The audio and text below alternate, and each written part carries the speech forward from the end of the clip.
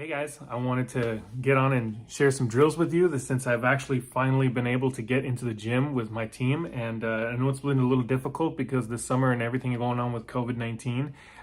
So we've been limited as to our practice time and how many girls we can have in the gym and all that stuff. And I'm sure all of us coaches over the summertime are being affected by that. But I was actually finally able to get into the gym to get some drills. I mean, even though we're not allowed to do full court 5-on-5 type things, where we're able to at least do some minor drills, passing and whatnot. So I wanted to put together, because I know a lot of you guys have been asking me about different drills that we've been doing at practice. I've shown video of game scenarios and plays and things that we've been doing in the games, but a lot of you asking, okay, how do you practice that at practice? And of course, like I said, I'm limited right now on what we can do at practice. So I do have a few drills to show you on how we do certain things. Maybe you guys know about them, maybe you don't. I know one of them I got from overseas.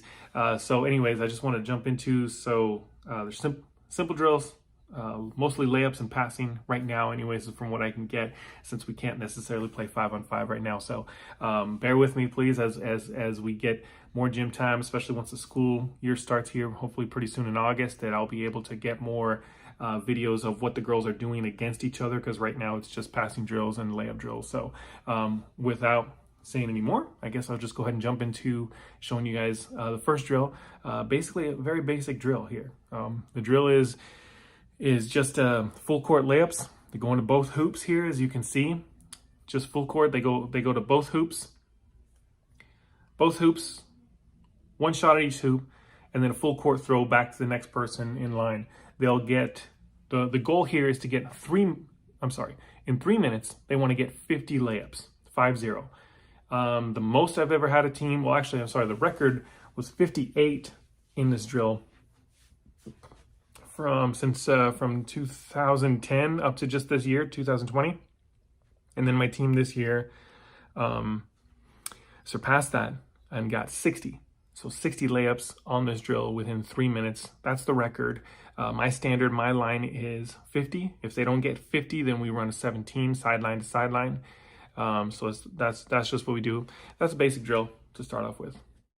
This next drill right here, I actually got from another coach of mine. I had been doing a similar drill kind of like this, only he kind of basically had his drill. The way he was doing it was a little bit more simpler than mine. So we call this Carolina. The girls are just going one time down from one side to the other, and that's it. And as they're going down, you can see they're getting the ball back from the teammates on the sideline. The purpose of this drill is obviously to move as fast as you can. You want to get layups, you want to finish, but to also not let the ball touch the floor. That's a big one for me. You should be able to catch and hit somebody running on the move. You can do it with bounce passes. Obviously, you can do that. That's fine. The important thing is that you're putting the ball on target so that the teammate running can continue moving forward and not have to stop and pick up, stop their momentum going forward for the layup. You can also see here that the girl who's giving the entry pass for the layup then goes to get the layup or the ball out of the hoop and continue going down the other side. They get 2 passes on the sideline, they lay up, and the situation happens again. The person who makes the entry pass goes to get the pass, goes to get the ball out of the hoop, and continues down the other side. For me, when we first start off in the season, we'll probably start off we go 20 in a row. I think this past season we got up to 40 in a row, I believe, if I'm not mistaken. So I'm one of those coaches that will do something over and over again until we get it right. And even if it's something as simple as layups, I don't care. If we can't get something as simple as down as layups or catching the ball and making correct passes, we're not going to move on to anything else. So then it becomes on to the girls that say, hey, look, we're going to do this over and over and over again until you guys get it right. So the girls either get frustrated with themselves and say, hey, we're going to get it done, or they just, get it done the first time, and so we can move on to something else. So I really put it on them. If they don't get it done in time, or we're not done until we get 20, that's normally how we do it. Like if I say, okay, we're getting 20 in a row, we won't stop the drill until they get 20 in a row. I don't care how long it takes. I don't care if it takes all practice. That's just me. So we'll do something over and over and over again until they get it right. And eventually what that does is it tells the girls, look, I'm drawing my line in the dirt, and it's up to you guys to make it happen. And so what happens, obviously, because I'm very fortunate to have competitive girls that they want to get it done, they want to get it over with, they want to move on to something else. Sometimes you can have a team that gets frustrated with themselves and they continue to beat each other up. And even so, if that's the situation, I kind of chuckle inside when that happens, because I'm frustrating them, and that's a good thing. In my eyes, I actually enjoy frustrating the girls because they don't learn anything if they're not getting frustrated, if they're not getting angry with themselves over something as simple as missed layups. So I want them to get frustrated in a sense, because how else do you learn? You got to push through that adversity, and they get more frustrated because it's something as simple as layups. So that's why I love this drill. Okay, for this next drill, it's probably one of my favorite drills, and I actually got it from my brother's professional team. Now, my brother went on to play, my younger brother went on to play professional basketball in Australia for, I believe, 7 years. And in the summer of 2005, I was fortunate enough to go down there and hang out with him and just go to his practices and go to his games. And up to that point, from about when I first started coaching in 2000 up to about 2005, that summer, I had coached essentially the way that my coaches coached me. You know, there was a certain, defense and run the play till you get it right, and everything needs to be slow and organized. And when I went down to Australia and saw my brother's team play, it blew my mind. I had never seen anything like it. I mean, they would have blown, the Coach D'Antoni's style out of the water, because the speed that they played at was just phenomenal. They had guys who would get the ball out of the hoop and throw it from out of bounds full court, and someone would be there to catch it and take the shot. Their coach didn't even like to dribble because he thought it took up too much time. And so, I mean, which in a sense, I guess is one theory, but the way that they played was phenomenal. It was like, you better be ready to score at any given second. Take the shot when you're open. It was just, they didn't mess around. There was no dribbling. There was no taking their time. And the defense, it's hard to play defense against something like that. So when I saw them play, it just absolutely blew my mind. So I was fascinated to watch them practice and the drills that they did. And this drill right here was definitely my favorite one that I brought back. And so when I was able to do what they did at practice and I brought it back to my school teams, it completely changed everything that I did with my teams.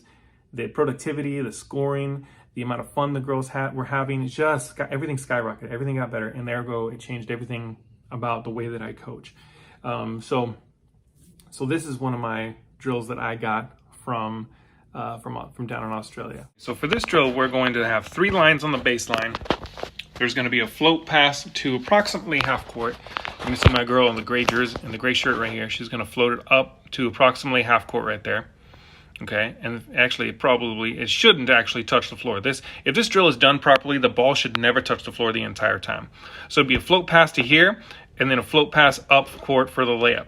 Okay, now my middle girl who outletted the ball in the first place, she's going to go down and go get the rebound out of the hoop. Now she's going to get the rebound, and this is what I like about this, the baseball pass.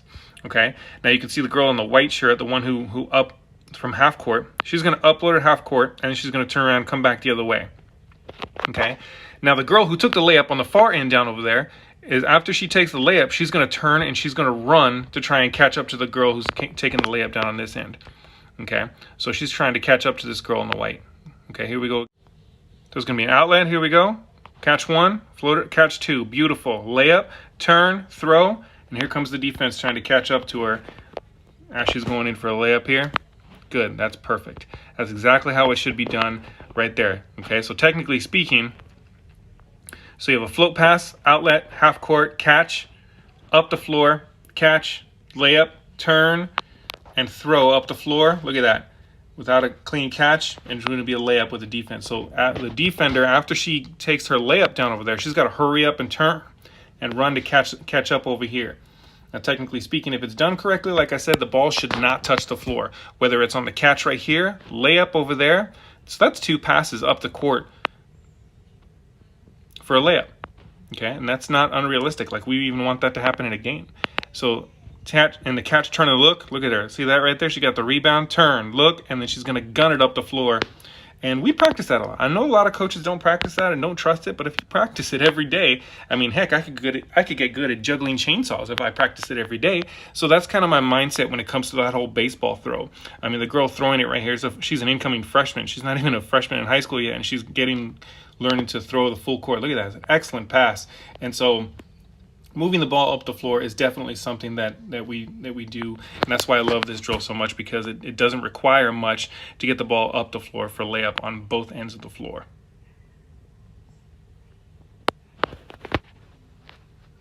Over and over again. Love this drill.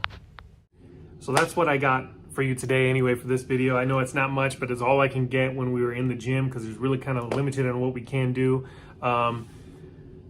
Appreciate you guys' likes and comments, and and to hopefully I can keep them coming. I want to share the game. I want to be able to drop some knowledge, and I'm always asking questions. I'm always curious about what other coaches do. So I'm grateful that I'm able to share this stuff with you guys. Like I said, I definitely want to do more once we can get in the gym and do more in the gym with practice with the kids. So anyways, good luck to you. Hope you enjoy it.